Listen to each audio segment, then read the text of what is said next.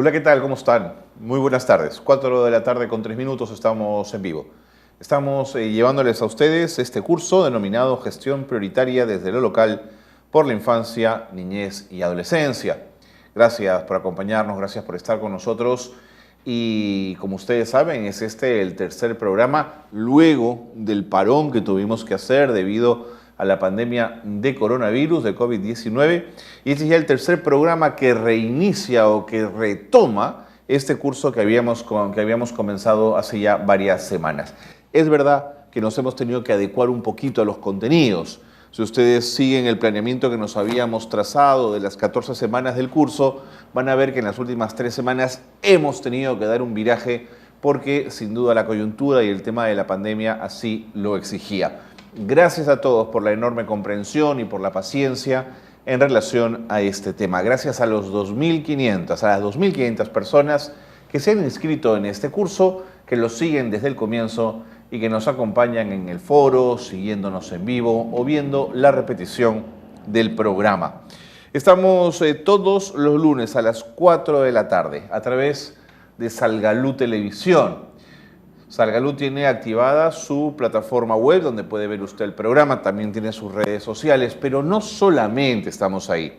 También está toda la capacidad que nos ofrece UCI en el 18.1, UCI Televisión Digital, a través de sus canales y sus señales que llegan a través de internet e incluso llegan a la señal abierta. Gracias a todos ellos por permitirnos usar esa vía para poder llevarles a ustedes este curso. Hoy vamos a hablar de anemia y de desnutrición, pero en el contexto de la emergencia. Ya hemos tocado este tema, lo habíamos abordado, sin duda era eje transversal de buena parte de lo que el curso de capacitación ofrecía. Pero ahora lo queremos colocar, lo queremos enfocar en la lógica del contexto de la emergencia. Porque la emergencia probablemente, según los economistas más cautos, podría ser que la brecha en pobreza suba 8 puntos. Que los números de pobreza se disparen después de los enormes esfuerzos que se habían hecho en las últimas 2 décadas para bajar los números de pobreza. Esta pandemia y esta situación de parálisis económica podría generar que nos volvamos a disparar casi hasta el 30% de pobreza en el país. Y son números inaceptables, luego de tantísimo esfuerzo. Es verdad que uno podría pensar que el rebote nos puede hacer ir rápidamente y acelerar procesos, pero eso no lo sabremos hasta el final de esta crisis. En tal caso, ya lo saben, estamos todos los lunes y nos pueden seguir, por supuesto, en este espacio que hoy tiene que ver con anemia y desnutrición en el contexto de la emergencia. Es un día importante también para mandarle un saludo especial por su aniversario a la educación inicial. El trabajo de las educadoras iniciales, y digo educadoras porque la gran mayoría de ellas son mujeres, es impresionante. Están ahí con los chicos, con un afecto, con una paciencia, con una creatividad absolutamente desbordante, pudiendo generar incluso en la teleeducación o en el diálogo virtual con algunos alumnos un trabajo intenso, dedicado. Así que a todos los involucrados en educación inicial, desde este espacio les mandamos un abrazo muy, pero muy grande. Bueno, si usted no estuvo con nosotros la semana pasada, yo quería contarles que tuvimos una entrevista primero con Nancy Tolentino, directora ejecutiva del Programa Nacional para la Prevención y Erradicación de la Violencia contra las Mujeres e integrante del Grupo Familiar Aurora. Ella nos dijo, tengo aquí un pequeño resumen que puedo compartir con ustedes, que para responder a la violencia en el contexto de confinamiento están operando 264 equipos itinerantes. Hay 14 hogares de refugio temporal y está activa la línea 100 y el chat 100. No lo olvide, frente a la necesidad de prevención de violencia de género, de violencia contra la mujer. En la línea 100 se han recibido, fíjense ustedes, desde que comenzó la pandemia, 32.900 llamadas. Un montón de llamadas de atención y de necesidad. Las llamadas entre el 16 de marzo y el 18 de mayo de este año se incrementaron en un 50%. Nuevamente, la violencia de género está en las paredes de nuestras casas, dentro de nuestras casas. Ahí se produce el mayor número de violaciones sexuales a mujeres y niñas y adolescentes. La violencia contra los niños no ocurre en la calle, que también puede ocurrir, pero principalmente ocurre dentro de los hogares. Es la información que pudimos compartir con nuestra invitada, que además nos dio el número de niñas violadas en este periodo. Es casi el doble que de mujeres víctimas de violación y reportó la cifra inaceptable de 199 casos. Eso fue lo que pudimos conversar, digamos un breve resumen, por supuesto, con Nancy Tolentino. También se sumó al programa y a esta conversación Matilde Cobeña. Matilde, Junta para la Niñez, la Adolescencia y la Defensoría del Pueblo. Ellos están haciendo un trabajo muy intenso de monitoreo y acompañamiento para que las instancias que están trabajando intensamente en el marco de esta pandemia estén pegadas a ley y abocadas a la lógica de su creación y su intención en términos constitucionales. Bueno, Matilde comentó que a pesar de los esfuerzos que se están realizando en las diversas instituciones, las víctimas de violencia siguen encontrando barreras de tipo administrativo, de tipo burocrático, de logístico, una serie de barreras que el Ministerio de la Mujer, por supuesto, está tomando cartas en ello.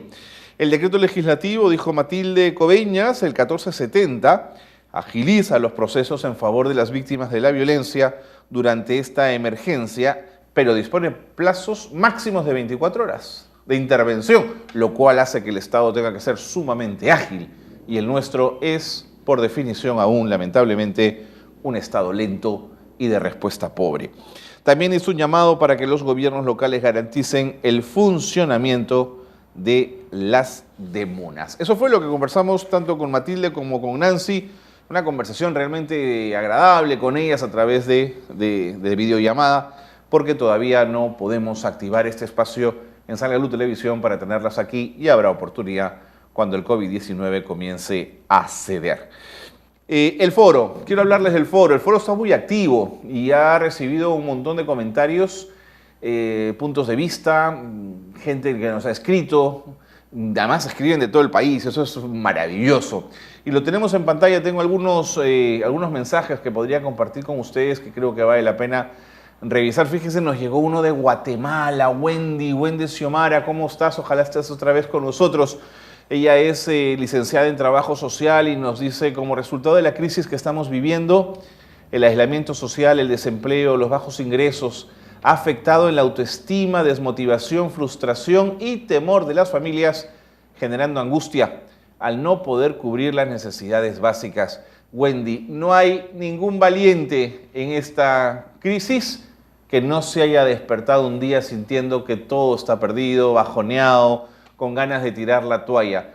Pero el espíritu humano es algo increíble y uno es resiliente, saca fuerzas de donde puede y salta esas barreras y se organiza y busca ayuda, incluso en las condiciones más difíciles que pueden encontrar. Sigue diciendo Wendy rápidamente en el tema de educación, pocas niñas, niños y adolescentes tienen el acceso a recibir clases virtuales, es verdad. En el Perú, no sabemos en Guatemala, Wendy, pero en el Perú está funcionando teleeducación, que claro, es un sistema que no tiene feedback, no tiene retroalimentación. Los chicos escuchan, pero el profesor no sabe qué es lo que los chicos están sintiendo, diciendo o aprendiendo. Y esa es una enorme dificultad. Por supuesto, frente a nada, la teleeducación cubre un espacio importantísimo, pero no es como la comunicación cotidiana, sencilla y cercana con nuestros profesores.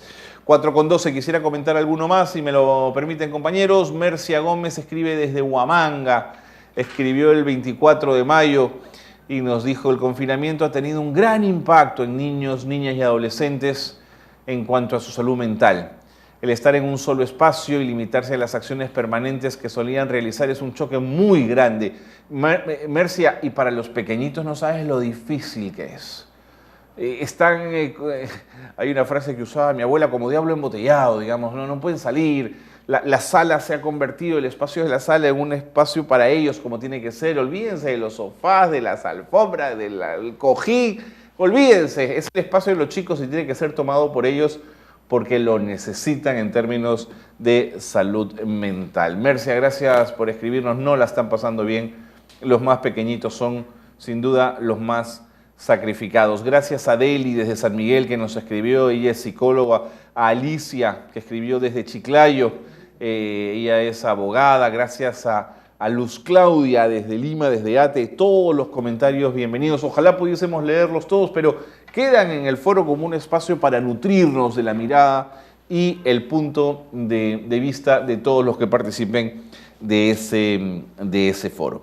Bueno, habíamos hecho la pregunta en el chat que tenía que ver con esto, con los niños más pequeñitos, y estas fueron las respuestas. Y quiero proponerles ya la pregunta de la semana. Quizás se animen desde ya a participar, a darnos algún punto de vista en el foro, y si hay tiempo incluso lo podríamos leer en este programa en vivo. La pregunta es, ¿qué podrían hacer los gobiernos locales para evitar que se incremente la desnutrición y la anemia en los niños? Ahí tienen ustedes en pantalla la pregunta que les queremos plantear. ¿Qué podrían hacer los gobiernos locales para evitar que se incremente la desnutrición y la anemia en los niños? Esa es la pregunta que les planteamos. Bueno, me voy a la pausa, pero quiero anunciarles rápidamente quiénes van a estar con nosotros luego del corte. Primero estaremos con Alexandro Saco, director ejecutivo de promoción de la salud del MINSA. Lo interesante de Alexandro Saco es que también ha sido parte de sociedad civil y ha sido siempre parte de Foro Salud, un espacio que siempre ha confrontado las necesidades en salud y siempre ha hablado de prevención. Bueno, hoy está de director ejecutivo en el MINSA, en el área de prevención de la salud, y vamos a estar con él en un instante.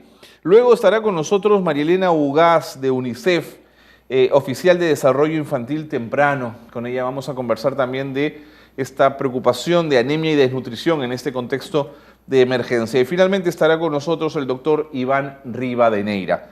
Él es de la Gerencia de Salud, Gestión Alimentaria y Proyección Social de la Municipalidad de Caraballo. ¿Por qué? Porque los gobiernos locales, en esta emergencia, también tienen algo que decir. No basta solamente con que el gobierno central esté haciendo lo suyo. Podrá hacerlo bien, mal, regular, pero los gobiernos locales y los regionales tienen enorme responsabilidad. 4:15, vámonos a la pausa. Una pausa breve y seguimos con más aquí, en este curso Gestión Prioritaria desde lo Local por la Infancia, la Niñez y la Adolescencia.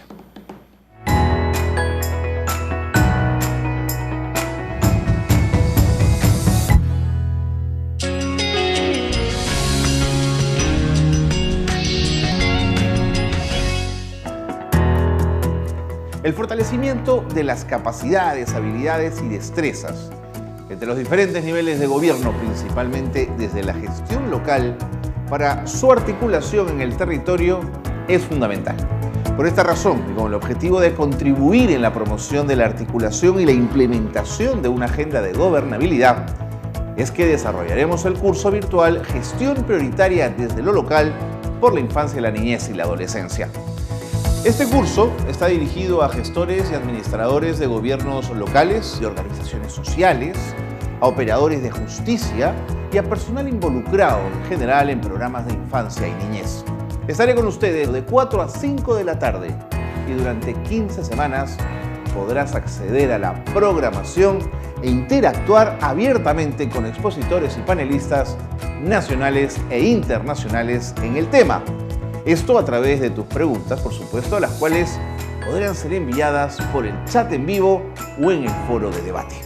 Sé parte de este programa virtual de inducción en la plataforma virtual www.salgalucapacitacion.com/gestión prioritaria.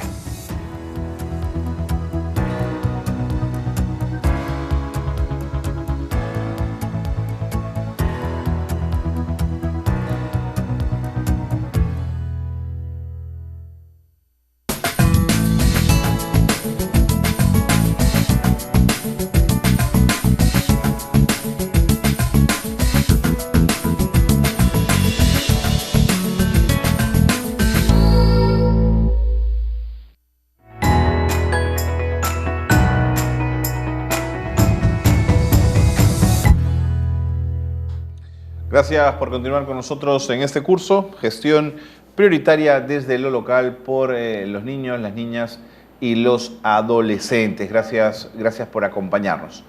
Bueno, tal como lo habíamos anunciado, Si algo habíamos conseguido en los últimos 20 años es reducir muchísimo la desnutrición.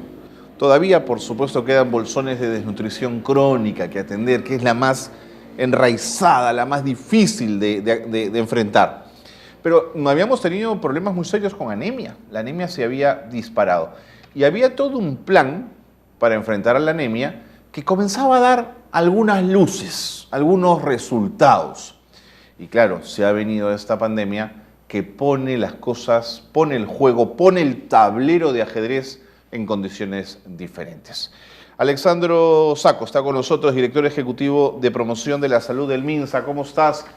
Alexandro, qué gusto estar contigo. Bienvenido al programa, gracias por acompañarnos.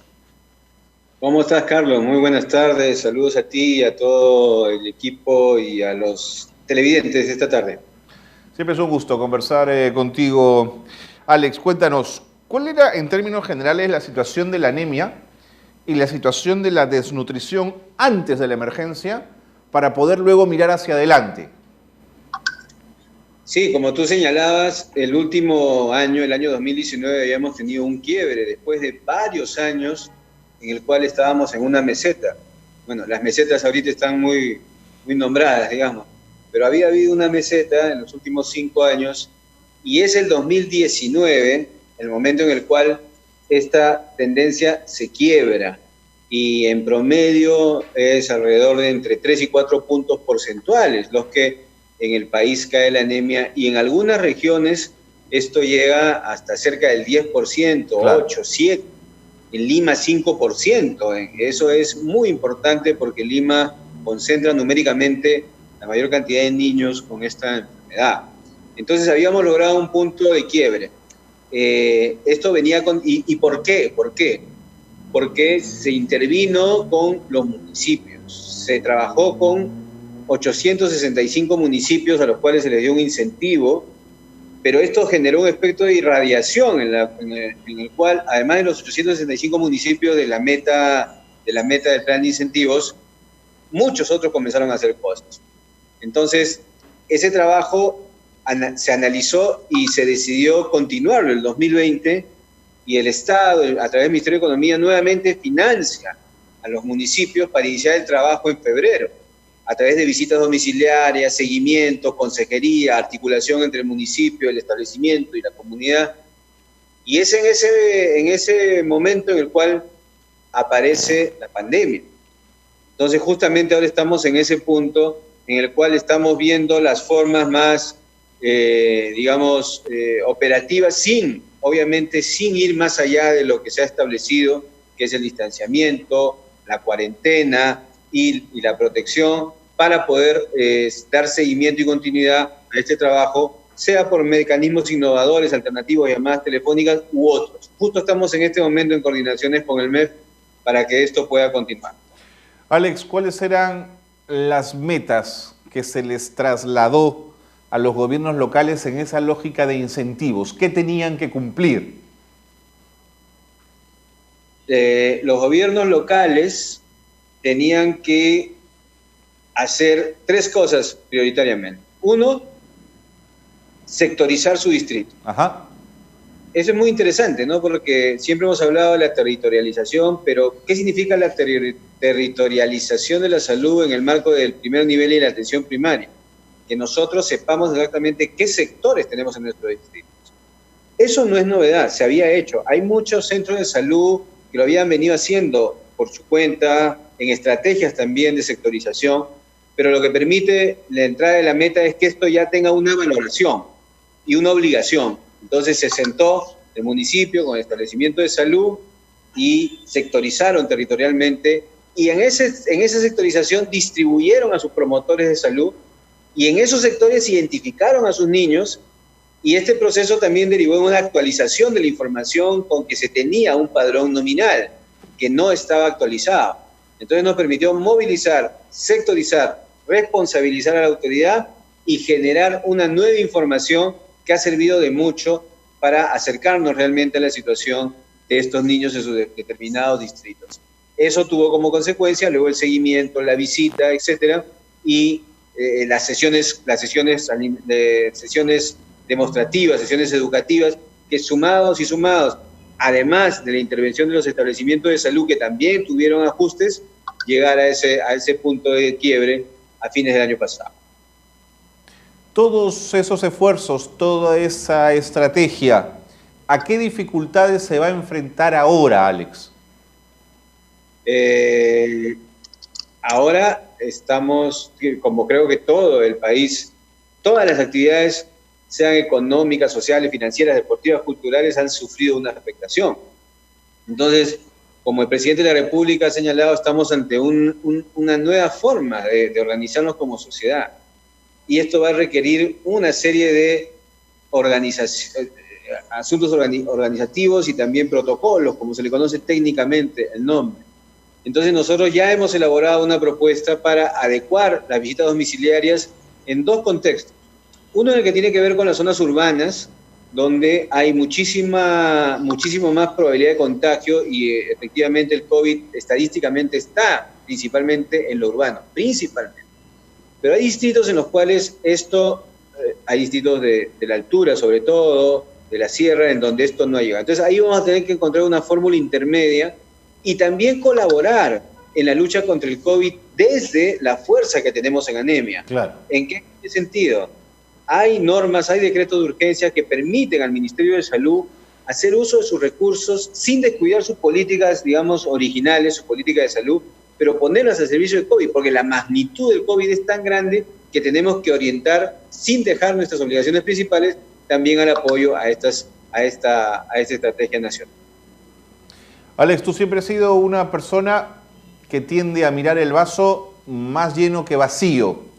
En ese sentido, esta adecuación de la estrategia de lucha contra la anemia y la desnutrición que amarra a los gobiernos locales, como tú lo has contado, ¿es una oportunidad para ordenar la casa? ¿Lo ven así en el Ministerio de Salud? ¿Es quizás una oportunidad dorada para alinearnos o por el contrario esto es tremendamente complicado? No, mira, te comento, permíteme hacerte un comentario por favor. Día de hoy.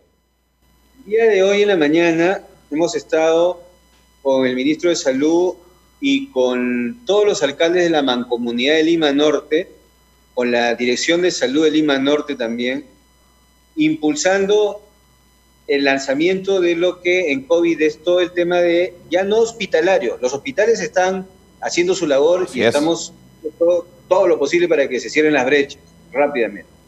Pero como está demostrado también, hay que ponerle la misma fuerza e intensidad al trabajo territorial de los equipos de visita domiciliaria, en este caso con profesionales de salud, lo que se llama los equipos de respuesta rápida. Ayer el presidente de la República estuvo en el Estadio Nacional, habrán visto algunos de ustedes, pero también en las Limas.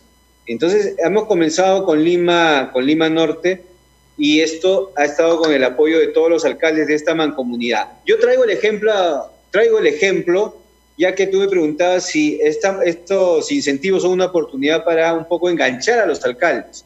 Yo creo que sí, y creo que en algunos casos ya se han enganchado. O sea, el interés de los alcaldes por el tema de la salud con anemia se ha activado de una manera muy importante. El incentivo económico es importante, pero también la idea de que el alcalde no solamente es el administrador que cobra impuestos y dar licencias, sino que es el responsable de la salud también en su territorio, en lo que le corresponde por ley además. En la ley de orgánica y municipalidad, los alcaldes tienen responsabilidad. Entonces, tenemos la potencia del incentivo, pero tenemos también la responsabilidad de ellos y además, en un momento en el cual enfrentados a la crisis de salud más grave que ha enfrentado el país en toda su historia, los alcaldes se dan cuenta que tienen que trabajar con sus establecimientos de salud. Finalmente, entonces, Alex, es también una magnífica oportunidad, siempre que el presupuesto lo permita, quizás para potenciar la primera línea, el primer servicio de salud que tiene la población, que son sus postas, sus pequeñas aproximaciones a lo médico antes de ir al hospital. Hoy día yo he estado en esto que te contaba y luego hemos ido a un centro de salud. Ajá. Se llama el Centro de Salud Juan Pablo II, ¿ya? Que está en Los Olivos. Y hemos visto ahí en vivo e en directo cómo el centro de salud, mira, qué bonito es esto, ¿eh? Mira, es un centro de salud donde nacen 120 niños al mes. Ya. Y ahí está, hoy día habían 10 niñitos ahí con sus mamás, ¿no? Recién naciditos. Pero estamos ante una crisis que requiere que el primer nivel también se meta en el tema del COVID. Claro. Entonces, la dirección de Lima Norte ha hecho una división del establecimiento.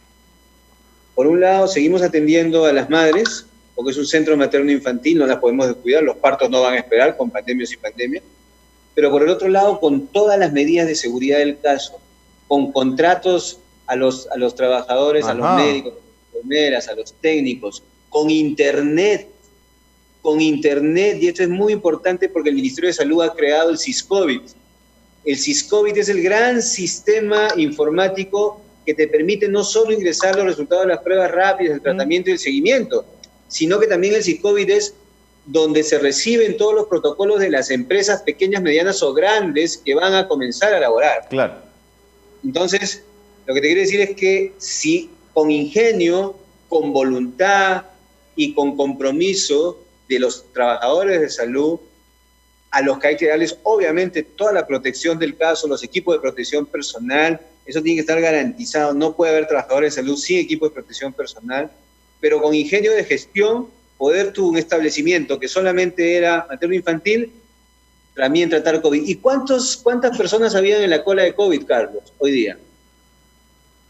Habían en el momento que yo he estado 8 personas. Mira, pues. 8 personas que ya no van a ir al Sergio Bernal, que ya no van a ir a la Balsa.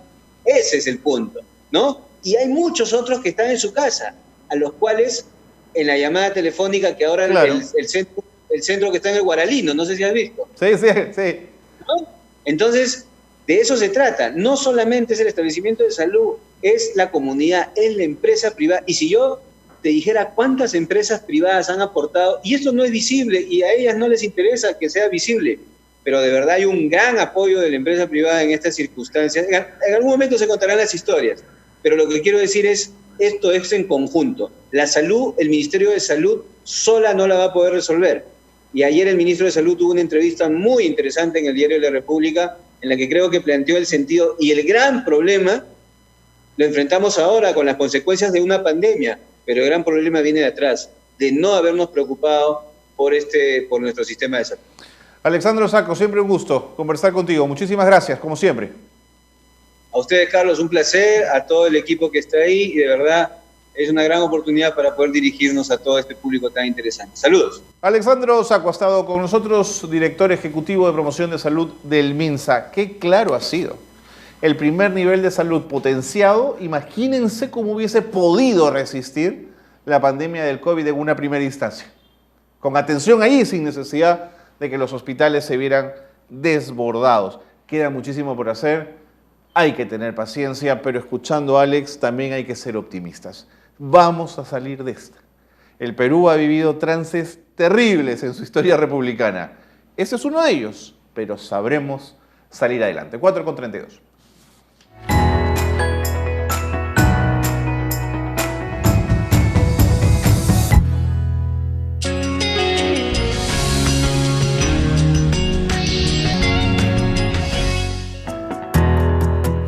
El fortalecimiento de las capacidades, habilidades y destrezas entre los diferentes niveles de gobierno, principalmente desde la gestión local, para su articulación en el territorio es fundamental.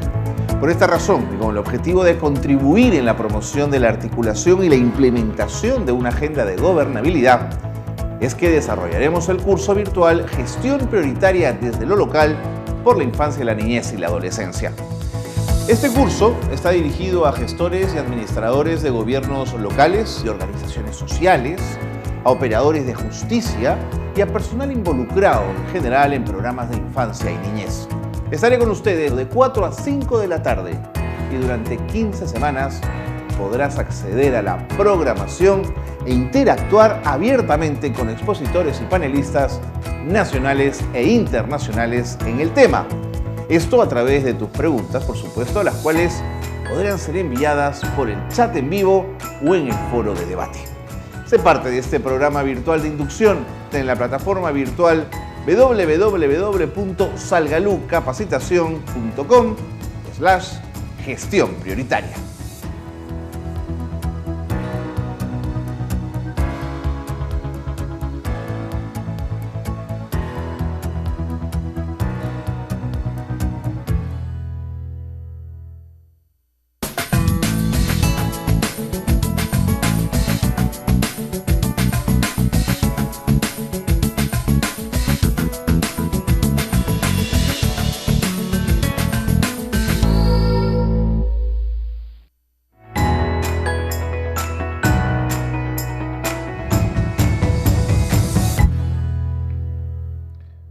Con 34 de la tarde, estamos en vivo. Y qué bueno que estén con nosotros, porque este curso es vital. Este curso se llama Gestión Prioritaria desde lo Local por la Infancia, la Niñez y la Adolescencia. Y estamos muy contentos de contar con ustedes. Recuerden que las personas que se han inscrito en el curso, los más de 2.500 inscritos, que para poder tener la acreditación correspondiente deben participar activamente del foro. Sabemos que están participando no en ese sentido, sino porque quieren ser parte de este curso. Así que gracias y bienvenidos siempre, bienvenidas siempre a este espacio. Bueno, ocupémonos ahora del impacto de la emergencia sanitaria en la nutrición infantil. Sobre todo en los bolsones de pobreza, sobre todo en algunas zonas rurales. ¿Cuánto puede impactar esto? Aunque hay algunos bolsones urbanos de pobreza que están también atravesando situaciones muy complicadas. Bueno, quiero compartir con ustedes una entrevista a Sara Mireya Verona. Ella es participante del curso y nutricionista, directora de la Escuela de Nutrición de la Universidad Particular de Chiclayo, que en torno a este tema tiene algo que contarnos. Adelante.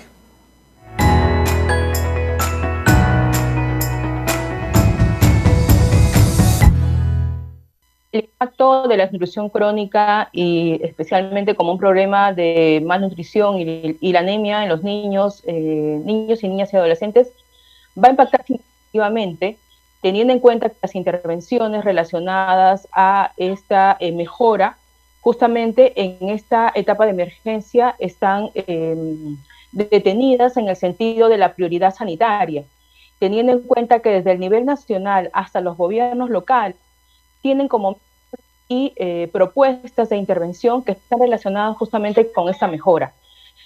Justamente los gobiernos locales, a través de unas metas específicas desde el año 2010, donde el Ministerio de Economía y Finanzas comienza a plantear propuestas desde incentivos locales, la meta de nutrición ha estado presente. Durante este año, la meta 4, relacionada justamente a acciones para promover y prevenir la anemia en niños, niñas y adolescentes, principalmente los niños en la primera infancia, implica que hay que trabajar acciones en forma articulada con salud. El niño que tenga ahora menor de 1 año con anemia va a pasar a una etapa de primera infancia e infancia con deficiencias justamente porque no ha sido tratado o no ha sido intervenido en el momento que es oportuno, ¿no?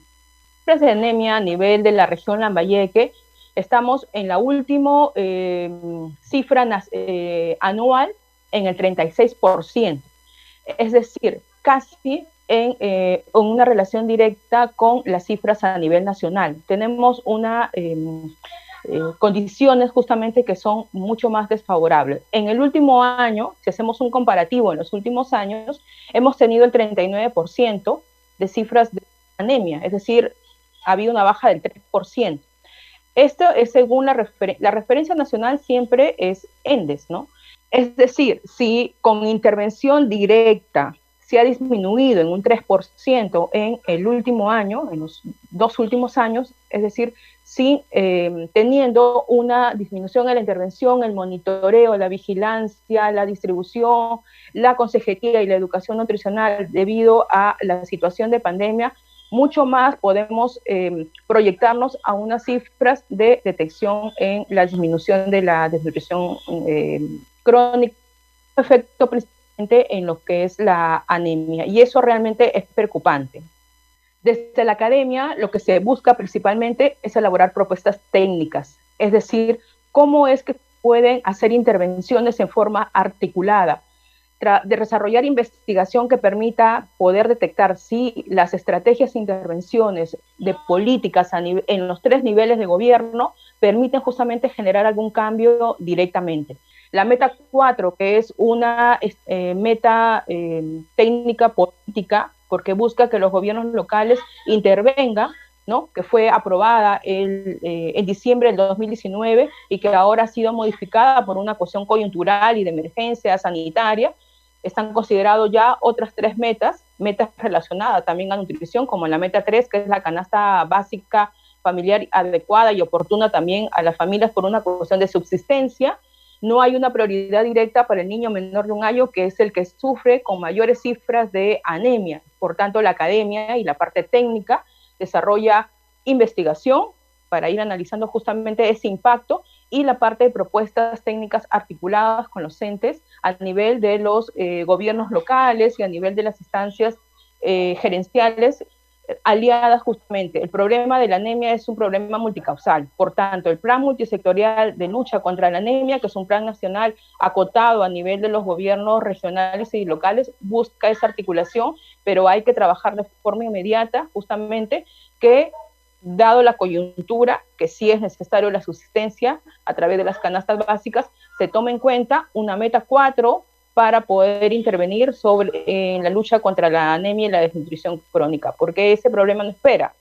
En relación a la meta 4, es importante la lucha permanente en los diversos niveles. No hablamos solamente que el órgano rector, que es MINSA, o los órganos como ministerios, sino los gobiernos locales, es justamente esa meta de nutrición que desde el año 2010, cuando se plantea el plan de incentivos, se ha venido trabajando en forma articulada. ¿Requiere cambios? ¿Requiere mejoras? Sí, porque a veces es un poco difícil unir lo técnico con lo político, pero justamente esa alianza implica que desde un gobierno local están mirando que la prioridad es trabajar es lo intangible, no lo ven, pero sí es importante y es trascendental hacia el largo plazo. Si trabajamos ahora, vamos a tener adultos productivos y con mejores capacidades y mejores personas en la edad adulta. Por eso es importante que las intervenciones continúen a favor de la economía ahora y que permitan justamente que esas alianzas estratégicas y un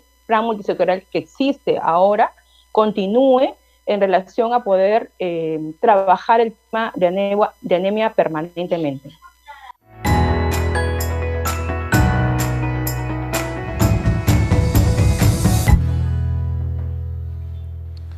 Muy bien, 4:42, ahí estaba Sara Bayrona entonces, que daba algunos alcances. Ella es participante del curso y nutricionista, directora de la Escuela de Nutrición de la Universidad Particular de Chiclayo. Todas estas opiniones, estas miradas, estos puntos de vista se suman para que ustedes que participan de este curso puedan nutrirse de eso justamente, de miradas amplias de los problemas que tratamos en el curso de gestión prioritaria desde lo territorial por la niñez, la infancia y la adolescencia.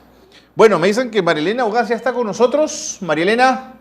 ¿Cómo está? Muy buenas tardes, hola, Carlos. Marielena. En el curso y encantada de participar. Muchísimas gracias. Qué rico poder conversar contigo. ¿Cómo estás primero? ¿Cómo estás tú? ¿Cómo está tu familia? Muy bien. Bueno, muy bien. Muchas gracias. Sí, acá estamos pues cumpliendo con las recomendaciones que se está dando del gobierno y ahí todos tenemos que sumar esfuerzos. Así que también les agradezco por la invitación y estoy segura que también ustedes deben estar bien y bueno, hay que seguir adelante. Hay que seguir adelante, hay que seguir adelante. Marielena, ¿cuánto impactará el COVID-19 en general en la nutrición de los niños? ¿Cómo te imaginas que las cosas podrían cambiar en el mediano o largo plazo?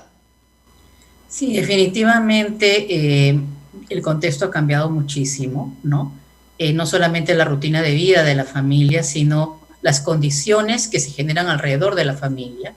Una de las cosas que como UNICEF y Naciones Unidas hemos estado mirando con relación a las problemáticas y entre ellas la nutrición, es que tenemos la preocupación de que se retroceda, es decir, que aquello que se avanzó en varios de los países, como Perú, por ejemplo, que redujo la desnutrición crónica 25 puntos entre el año 2000 y 2019, ¿no? Que realmente es uno de los reconocimientos que tiene el país en relación a la reducción, que no vayamos a echarnos atrás, que no vaya esta situación a hacer que se deteriore el estado nutricional de los niños y también que se deteriore, digamos, o que volvamos a tener el problema de la anemia. Ya teníamos un avance, estábamos todos suficiente, ¿no? Habíamos bajado 3 puntos porcentuales entre el 2018 y 2019, y sí, definitivamente, y no solamente, te digo, Carlos, con relación a la desnutrición crónica de anemia, sino a otros problemas que de alguna manera sí seguían siendo importantes en Perú, ¿no? Como el tema de las mortalidades, ¿no? Hay una preocupación también, en algunos datos se está diciendo de que podemos retroceder como en 2 o en 3 años, ¿no? Con relación al avance que ha habido, y entonces acá sí es muy importante que, si bien es cierto, la población infantil no es, desde el punto de vista epidemiológico, la más vulnerable frente al COVID, es una población que está viviendo el impacto, y definitivamente es las familias, por tanto, y hace que esto también pueda redundar en un perjuicio, en un deterioro de su estado nutricional de los niños, tanto como por deficiencia como por exceso, ¿no? Porque también tengamos en cuenta que los niños no están saliendo, no están desarrollando muchas actividades, y también pueden llevarnos al otro lado, que es el sobrepeso y la obesidad, ¿no? ¿Te imaginas entonces, de alguna manera, que las instancias correspondientes, pienso en el MEF, pero también pienso en el MIDIS, van a tener que cambiar el plan multisectorial de lucha contra la anemia? ¿Crees que ahí va a tenerse que dar cambios fundamentales? Yo creo que el plan multisectorial de anemia tenía claramente descritas las intervenciones efectivas. Yo creo que desde el punto de vista tanto de suplementación continua, adecuada, pero también temprana, a partir de los 4 meses de vida, ya se estaba planteando eso.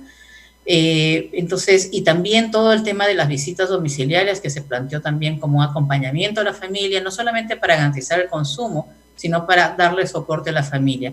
Creo que en general las intervenciones están dadas. El asunto y el tema en este momento es cómo se viabilizan, como en este contexto en el que los servicios de salud, especialmente de atención primaria, se han descontinuado y ahora se están retomando, porque el Ministerio de Salud ha sido muy claro, diciendo hace poco, es la hora de la atención primaria de la salud. Definitivamente esto hace que tengamos que retomar de manera progresiva, pero tenemos que garantizar y mirar cómo logramos que los niños, en este caso desde la gestación, y el niño pequeño reciba, por ejemplo, la suplementación de hierro.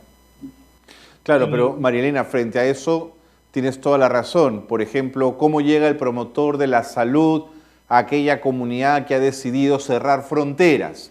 ¿Bajo qué protocolos se mueve y con qué seguridades? Esas son las complejidades de las que hablas, por ejemplo. Sí, definitivamente esto tiene que ser progresivo.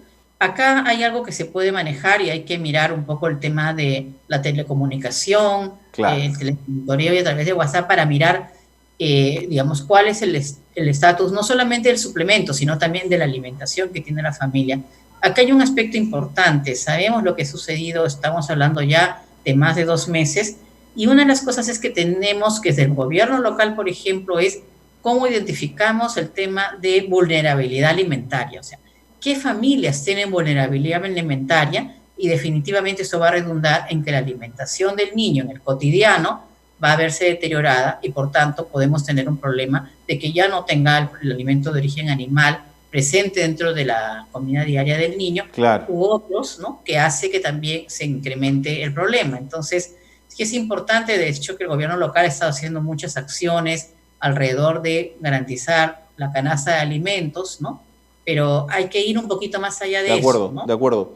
Pero María Elena, ya para terminar, porque el tiempo me está ganando, hay experiencias fabulosas en pequeños gobiernos locales que, cansados de tener que comprar fuera de la comunidad porque era caro, porque era difícil, porque no había cadena de frío, potenciaron la proteína en su espacio local, con trabajo en innovación en cuis, en pequeños animales, y fue muy exitoso. Digamos, replicar de pronto esas ideas podría ser una buena posibilidad.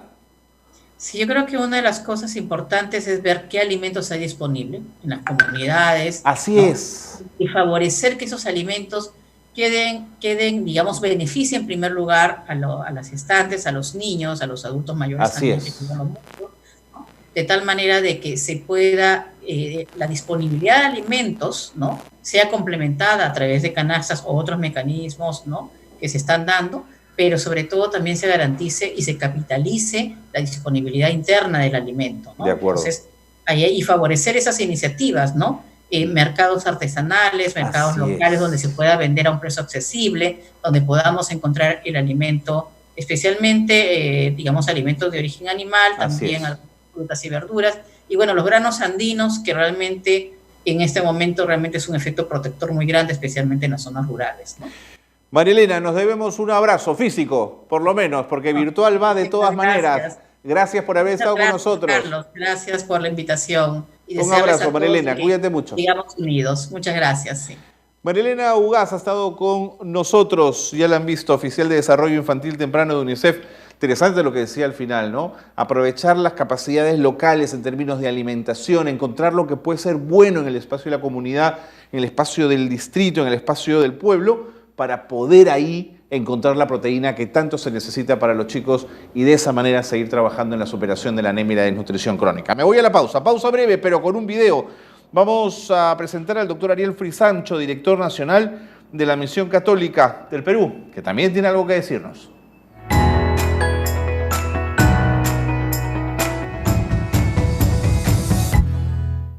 Los avances que yo resaltaría en la lucha contra la anemia antes del proceso que estamos viviendo es que anteriormente, durante muchos años, el liderazgo no fue muy claro en cuanto a esta lucha. Es gracias a la intervención de muchísimos actores e incluso de Inversión por la Infancia y otros colectivos que hicieron incidencia, es que se logró priorizar el tema, dimensionar su importancia en relación al futuro del país y también poder articular esfuerzos. Yo creo que se logró primero, por un lado, articular esfuerzos con liderazgo por parte del gobierno nacional y los gobiernos subnacionales, y por otro lado, en el año 2019 se logró avanzar un poco más, entendiendo de que los esfuerzos tienen que darse en ambos, tanto en el nivel nacional y regional como en el nivel local.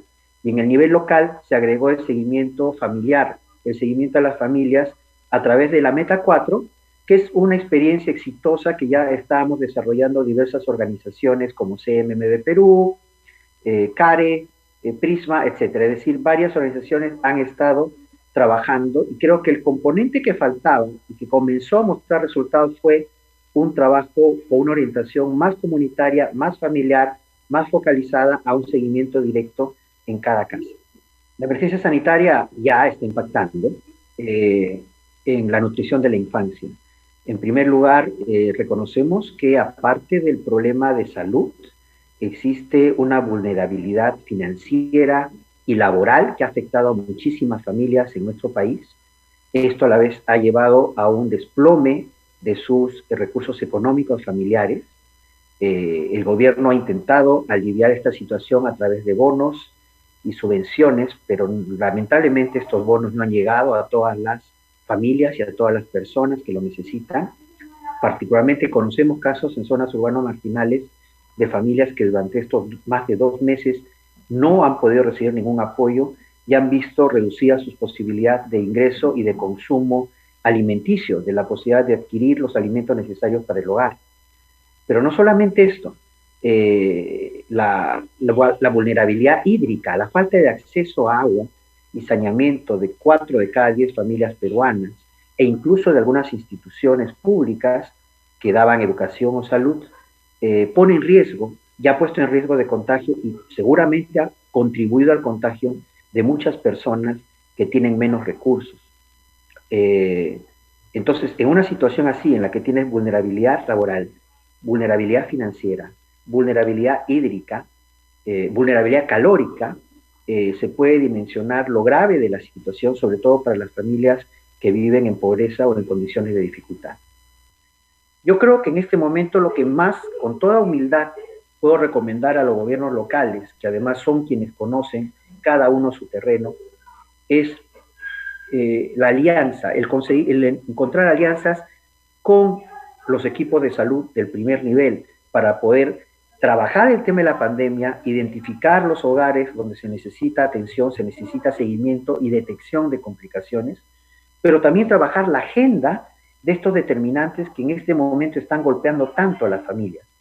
Agua, nutrición, la alianza, en segundo lugar, con la propia población, con las líderes comunitarias, entendiendo su situación, porque muchos de ellos posiblemente también han sido víctimas de esta ausencia de posibilidades y sus familias están en bastante necesidad. Tiene que haber una línea de trabajo de orientación a las agentes comunitarias de salud, a los actores sociales y de protección a su seguridad si es que queremos que ellos contribuyan como lo han estado haciendo de manera tan notable antes de la pandemia. Era Ariel Frisancho, a quien escuchábamos, director nacional de la Misión Médica Católica del Perú. 4:54, estamos volando en el tiempo, pero no queremos que se nos pase una conversación que tenemos pactada con el doctor Iván Rivadeneira, gerente de salud, de gestión alimentaria y proyección social de Caraballo. ¿Cómo está, doctor Rivadeneira? Bienvenido, gracias por acompañarnos. ¿Cómo le va?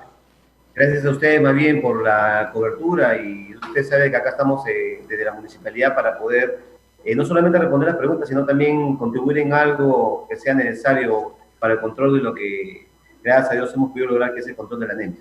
Doctor Rivadeneira, ¿cómo se han podido organizar para seguir trabajando en la lógica del enfrentamiento y la contención de la anemia en el marco del COVID? Bueno, nosotros a raíz de esta situación de la pandemia y de la paralización de actividades que se tuvo, hemos visto una serie después de mecanismos para poder continuar el seguimiento y la observación de cada uno de estos niños que están bajo nuestro control. Y uno de ellos fue el uso de aplicativos y también las llamadas telefónicas y supervisión a través de estas líneas. Y el personal se dedicó, pues, en todo este tiempo que duró la pandemia, a hacer el control respectivo, con la finalidad de que no se pierda esa continuidad, porque ya se había creado un hábito de costumbre de que siempre había una supervisión para que estos niños puedan continuar con el régimen alimenticio y, bueno, y el consumo de medicamentos que a su tiempo se pudo haber administrado. De acuerdo. Ahora, eso de alguna manera, doctor Rivadeneira, ha expuesto a su personal, al personal del municipio, al que trabaja en el área de proyección social. ¿Cómo los está cuidando a ellos, que son tan importantes? No, lo que pasa es que nosotros, esa parte del tiempo que explotó esta terrible enfermedad, hemos hecho el trabajo de manera remota. Okay. Y estamos implementando no solamente en este tema, sino también en la parte del trabajo municipal en general. Se está implementando algunas áreas desde el punto de vista remoto con la finalidad de no exponer al personal, principalmente de las personas que están en los factores de riesgo, como personal que tiene antecedentes de un tipo de enfermedades, de acuerdo, o personal mayores de edad, que no pueden estar directamente en contacto con la población. Doctor Rivadeneira, ¿cómo eran los números en Caraballo respecto a la anemia antes del COVID-19?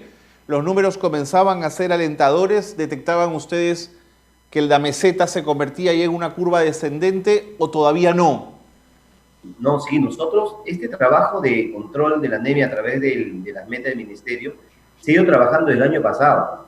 Y este año ya cumplíamos nosotros exactamente un año en el mes de marzo, con un resultado favorable, que se ha tenido una reducción de un porcentaje significativo en tema de anemia, y hemos reducido nosotros un promedio del 5% del distrito.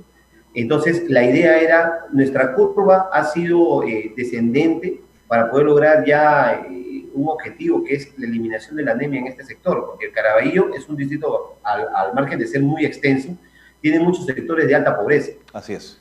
Así es. Estamos trabajando, pero lamentablemente esto se ha visto interrumpido porque ahora el ministerio ha suspendido el programa de financiamiento para este proyecto, bueno, debido a obvias razones.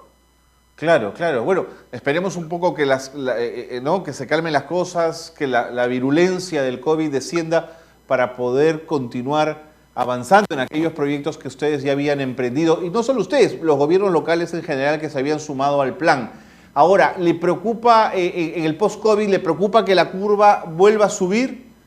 Bueno, es lo que lamentablemente se espera, ¿no? Porque lamentablemente muchas familias no han tenido el acceso, número uno, a la alimentación, claro, porque es muy complicado adquirir alimentos, ya que todo parte del punto de vista económico. En segundo lugar, la mayoría de centros de salud tuvieron que cerrar en principio y no pudieron administrarle los productos que ellos requerían para el control de su anemia. Claro. Esto, cuando retomemos el trabajo de acuerdo a las indicaciones del Ministerio, definitivamente vamos a tener un ascenso incluso mayor al que hemos tenido el año pasado. Y eso es bastante preocupante porque se ven pues trabajos de larga data truncados por situaciones que, bueno, nadie esperaba realmente, pero sí, definitivamente esperamos un aumento de anemia en el municipio. Qué rabia, pero en fin, bueno, nadie se esperaba esta pandemia global. Además, nos toca trabajar a doble turno una vez que todo esto haya pasado. Doctor Rivadeneira, le mando un abrazo muy grande, gracias por habernos atendido unos minutos. Más bien yo quiero agradecer no solamente la cobertura, sino también indicarles a los vecinos de que gracias a las gestiones del alcalde Marcos Espinosa, Caraballo no tiene hospital, pero recién ahora, hace exactamente 2 semanas, hemos podido, mediante las gestiones que se han hecho con el Ministerio de Salud, se ha implementado un hospital itinerante en esta ubicación, y un hospital que no atiende personal de COVID, sino está como alternativa de atención a otras enfermedades que no tengan que ver con el COVID, porque lamentablemente una persona gestante va a un hospital, actualmente el hospital de Puente Piedra o de Coyique, y sale contaminado con el COVID por la gran aglomeración de personas que existen. Este hospital que tenemos acá en la ciudad de Caraballo está atendiendo público en general, y lo mejor de todo que todas las citas son vía telefónica. Claro. Hay un orden que evite las aglomeraciones. Claro. Doctor Rivadeneira, nuevamente, muchísimas gracias. Ha sido un gusto conversar con usted. Un abrazo. El doctor Iván Rivadeneira nos atendía. Él es gerente de salud, de gestión alimentaria y previsión social de Caraballo. Qué rabia, habían conseguido ya bajar 5 puntos más del promedio nacional en la lucha contra la anemia a partir del plan multisectorial que se había establecido, y ahora el doctor Rivadeneira percibe que la curva va a dar un quiebre. Qué mala suerte, pero bueno, así es, hay que seguir jugando el partido, ¿no es cierto? Y además dice la curva va a ir para arriba porque va a ser por encima de lo que se había logrado descender, y es que claro, las familias no han podido seguir trabajando, generando dinero, comprando alimentos además balanceados y ricos en proteínas para poder darle a los chicos y de esa manera disminuir anemia. Qué complicado. Bueno, nos tenemos que ir ya porque el tiempo está volando, son las 5 de la tarde. Quiero agradecer a la Fundación Dispurs, a World Vision, a Save the Children, a UNICEF, a la FARPE, que siempre nos ayuda, Acción por los Niños, a Inversión en la Infancia y a la Fundación Bernard Van Leer de Holanda, al Ministerio de la Mujer y Poblaciones Vulnerables y a Salgalú Comunicación, que nos acerca por este espacio y esta oportunidad. Gracias por estar en este curso. Nos encontramos el próximo lunes. Gracias por estar con nosotros.